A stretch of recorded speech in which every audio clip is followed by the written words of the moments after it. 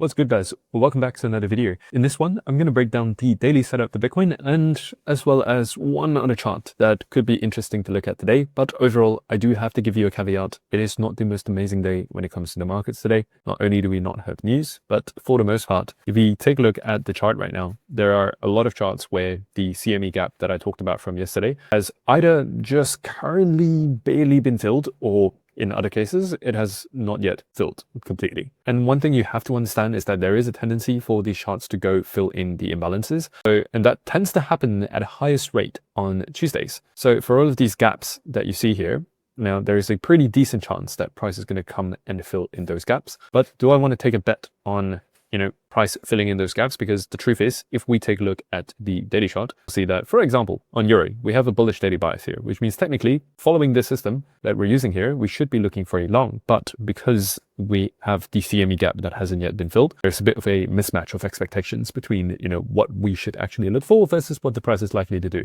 And so for that reason, I'm going to avoid most charts today, except for one chart that I've already taken a look at and is actually decent. But let's start things off with the Bitcoin trade first, because Bitcoin, believe it or not, is actually looking clearer compared to the Forex alternatives. So yeah, Bitcoin, you're looking at a bullish daily bias. And right now, in terms of the 1 hourly chart, you're already in bullish order flow. And right now you're coming back into a bullish order block.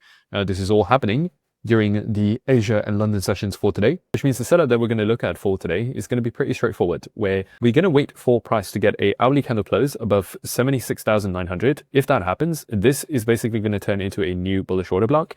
Price is going to retrace into here. This is where we are going to be interested in getting into the trade, and we're going to go long. And in terms of the long targets, we have a swing high over here that has yet to be taken. That is at around 78,150. Now, is this going to happen? I don't know, but at least if it happens and if these conditions are met, we know exactly what is going to be the high probability trade that we're going to be looking for. But with that aside, let's take a look at USD Canadian, because this one's interesting, where you have a bearish daily buy so far. You've got a couple of really clear bearish targets. In this case, this is about 50 pips away from where price currently is. And right now, the only trigger that I would be looking for is a hourly candle close beneath this level right here that will kind of confirm that this entire block here has turned into a bearish order block, and we can kind of like short that towards the downside. Now, until that happens though, I'm going to try to avoid this, because again, I want you to remember that today we're dealing with a non-news day here, which means that the overall environment that we're trading in right now is a little bit lower probability compared to just a news day or just a day where we don't have CME gaps across the board, which means that there is going to be a much higher chance of shenanigans happening on a low probability environment. Hence, we want to wait for the market to give us undeniable signs that it is going to move this way